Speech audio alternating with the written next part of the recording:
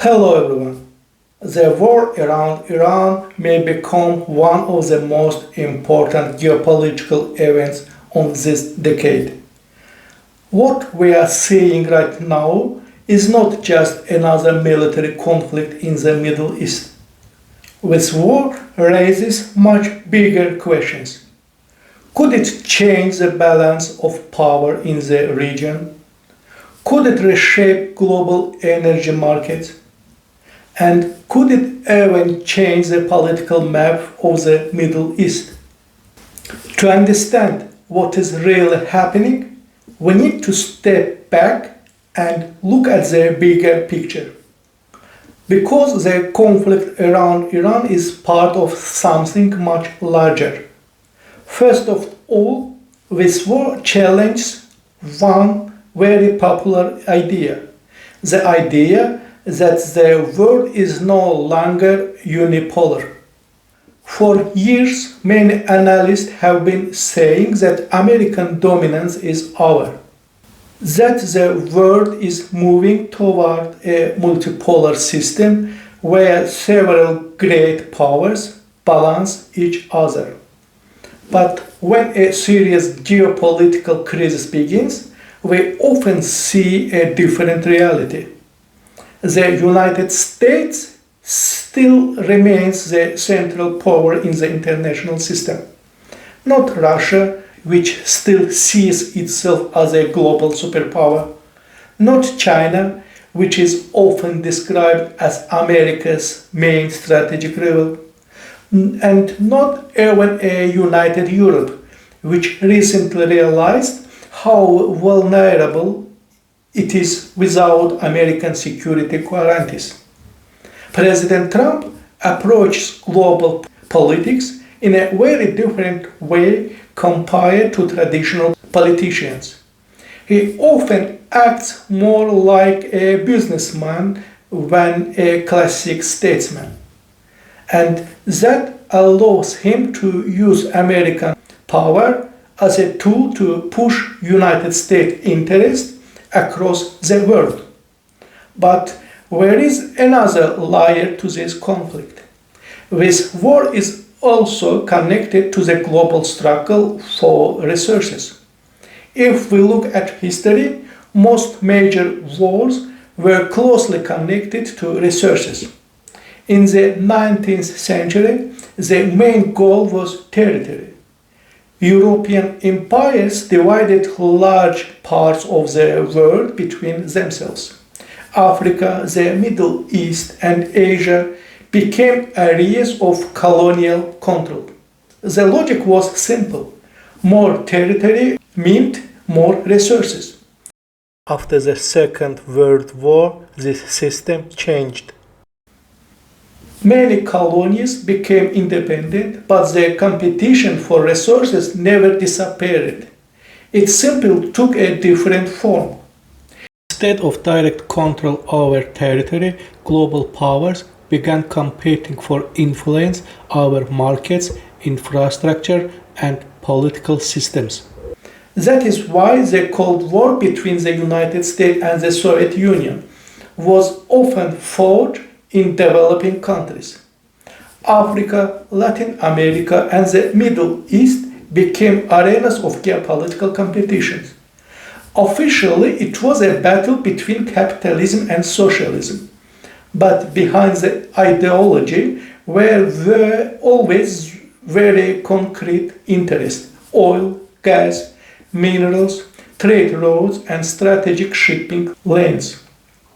After the collapse of the Soviet Union, many people believed that this era of geopolitical confrontation was over. Globalization seemed to promise a different system, one where markets and economic cooperation would replace geopolitical rivalry. But that illusion did not last very long. Today we are entering a new phase of competition. And this time the stakes are even higher. It is no longer just about oil or gas. Now the competition is about entire systems, energy networks, rare minerals, supply chains and transportation corridors. And once again, the Middle East sits at the center of that struggle. This brings us to Iran. Iran is not just another country in the region. It is one of the world's major energy hubs. The country holds some of the largest oil and gas reserves on the planet. At the same time, its geographic position connects Asia, the Middle East, and Europe. In other words, Iran sits at a strategic crossroads. That is why the strikes against Iran are not just a military operation. We are also part of the much larger geopolitical competition. And that leads us to another important question. Who actually benefits from weakening Iran? Interestingly, some analysts in Russia have recently argued that the current war could actually benefit Russia. At first glance, that sounds strange. Iran has long been one of Moscow's closest partners in the Middle East. The two countries coordinated their policies in the region and resisted Western sanctions. Iran even supplied drones that played an important role in the war in Ukraine. So logically, Russia should prefer stability in Iran and the survival of the current regime. But some Russian analysts now claim the opposite. They argue that weakening Iran would reduce competition in global energy market and distract Western attention from other conflicts. However, reality may be quite different. Today's Iran, heavily restricted by international sanctions. Yes, Iran has enormous oil and gas reserves, but much of that potential remains locked. The country lacks investment, technology, and infrastructure needed to fully develop and exploit these resources. In other words, a sanctioned Iran is actually more comfortable for Russia than a fully integrated Iran. But that situation could change dramatically if the war leads to political change inside the country. If sanctions are lifted, if international investment returns, Iran could quickly become a major global energy supplier. And that would create a powerful new competition for Russia. Another global power watching this situation very closely is China. China's economy is a massive industrial system that requires a huge amount of energy. For years, Beijing relied on relatively cheap oil from countries under Western sanctions. Iran and Venezuela were both important suppliers. Because sanctions forces these countries to sell oil at lower prices, China could secure cheaper energy for its industries. But the United States has been gradually tightening pressure on those supply channels. First around Venezuela and now around Iran. From Beijing's perspective, this is not just a regional conflict. Limiting access to cheaper energy directly affects the competitiveness of China's industry. That means the conflict around Iran is also part of the broader economic rivalry between the United States and China. But it would be wrong to explain everything only through energy competitions. Iran's political system itself has long been a source of tension. Since the Islamic Revolution, the ideological foundation of the Iranian leadership has been built on opposition to the United States. America has often been described by Iranian leaders as the Great Satan.